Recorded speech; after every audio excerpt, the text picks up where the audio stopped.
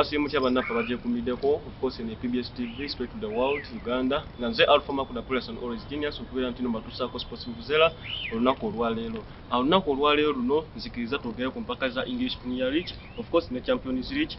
Mu midweek ezimpira zasambiddwa. Olunaku olwaleero luno tugenda tandika n'emipiira ezigenda okubeera ntino zisambibwa ku weekend ennaku z'omwezi nga 15 ennaku z'omwezi nga 16 weekend. Olunaku olw'omukaaga tugenda kubeera n'emipiira ezitandika nga Aston Villa agenda tuuka ne bannaffe aba Newcastle. Ojjukira nti Aston Villa yakamala okubeera ntino ekuba ttiimu y'abannaffe aba Nottingham Forest goal zaali 2-0. Ate Chelsea agenda kutuuka ne bannaffe aba Brighton. Ojjukira nti Chelsea yali yakamala okubiba ne bannaffe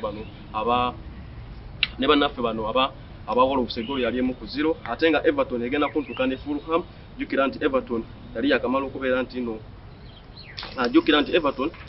Everton egenda kutuuka ne bannaffe aba Fulham, then Southampton egenda kutuuka ne bannaffe aba Crystal Palace. Crystal Palace yamala okuba omupiira guli ogwasembayo ku weekend eri yakuba ttiimu ya bannaffe aba Leeds goal zaali 5-1. Ate nga Tottenham oba Hotspur egenda kutuuka ne bannaffe bano aba Bournemouth.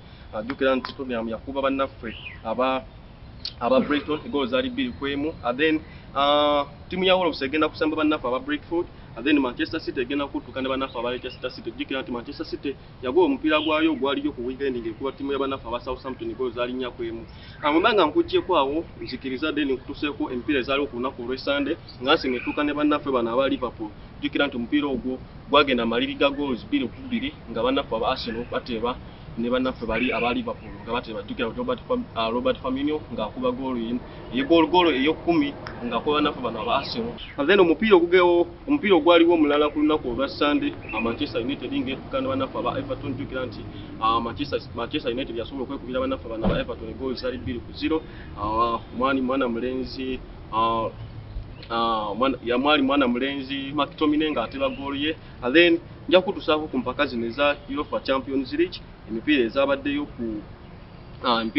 mu midweek nga tulengera ttiimu ya bannaffe bano aba Manchester City ng'ekuba bannaffe bano aba Bayern Munich goal zaali 3-0. And then ne bannaffe bano aba Chelsea nga bakubye bannaffe bano aba Real Madrid goal zabadde 2-0.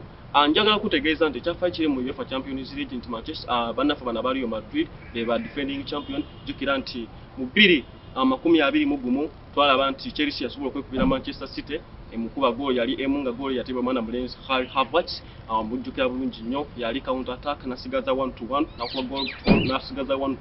nakuba goalkeeper Pete n'asobola okuteeka akapiira ku mukatimba bulungi nnyo. Goal yali emu yokka nisobola okuba nti ne bawanguza ekikopo ekyo 2021. And then obanga ojjukira bulungi nti ino season yali ewedde abannaffe bano aba Real Madrid basobola okuba nti no beekubira bannaffe bano aba Liverpool omulundi ogwokubiri nga batuuka ku final ne Liverpool. Jjukira nti kale Ancelotti buli wasanga Jurgen Klopp ku UEFA Champions League final atera amwekubira bwekubizi. Era omupiira gwe yasobola okubeera nti namwekubira bulungi nnyo. Ajjukira nti neeri mu Chelsea nga Chelsea etuuka ne bannaffe aba Manchester City. Jjukira nti Manchester City Pep Guardiola yali kochi bannaffe bano aba Manchester City. And then Thomas Tuchel bannaffe yali yakochinga ttiimu ya bannaffe bano aba Chelsea. Wembanga kutusisaako n'emipiira emirala ezabadde. Jjukira nti Napoli yasobodde okubeera nti nagwa omupiira gwe. And then kankutuseeko n'omupiira omulala ogwabaddewo of course mu midweek olunaku olwokuna nga tuli mu kikopo ekya Europa League. Bannaffe Manchester United basobodde okubeera nti bakola amaliri ga goals 2-2. Ate jjukira nti omupiira ogwa half time basobola okubeera nti bagulidinga bulungi nnyo ng'egoals zaali 2-0. Then okuma mu kitundu ekyokubiri mu ddakiika y'ensanvu basobola okubeera nti beekuba on goal Malaysia nga yeeteeba. Ate bana mulenzi Maguire naye n'asobola okubeera nti yeeteeba mu ddakiika awo nga ziggwayo n'ateeba egoal ey'okubiri nga yeekuba omutwe. Kino kitegeeza nti omupiira ogwagwena amaliri ku maliri. Kitegeeza nti Manchester United bateekeddwa okubeera nti badiganamu ne bannaffe bano aba Sevilla. Kati awo tunasobola okubeera nti tutegeera ani ayitawo ku abo ababiri. So mbanga nti eyongerayo mu maaso njagala nkutegeezeza empiira zigenda okubeerayo nga zisambibwa of course wabweru w'eggwanga nga tugenda kwetegereza empiira ezigenda okusambibwa mu France mu French League nga PSG egenda kusamba bannaffe bano aba Lions. Of course ne Reims ng'esamba bannaffe bano aba Lions olunaku kugenda kubeera lwa mukaaga ennaku z'omwezi nga 15. Then wembanga nkuggyeko eyo n'emipiira emirala of course gye ziri mingi nnyo. Then tugendeko mu Bayern. Of course Bayern Munich egenda kusamba ne bannaffe bano aba Hoffenheim. Of course RB Leipzig egenda kusamba bannaffe bano aba FC Galatasaray. And then of course Frankfurt egenda kusamba ne bannaffe bano aba Bochum. Of course Dortmund egenda kutuuka ne bannaffe bano aba Stuttgart. Alright, mubadde bawuliza balungi ate mubadde balabi balungi. Of course nze Alpha Macco wano Napoleon and always genius on PBS TV Uganda nga tubadde sponsored by Steady First Company ngesangwa mu district ya Wakiso.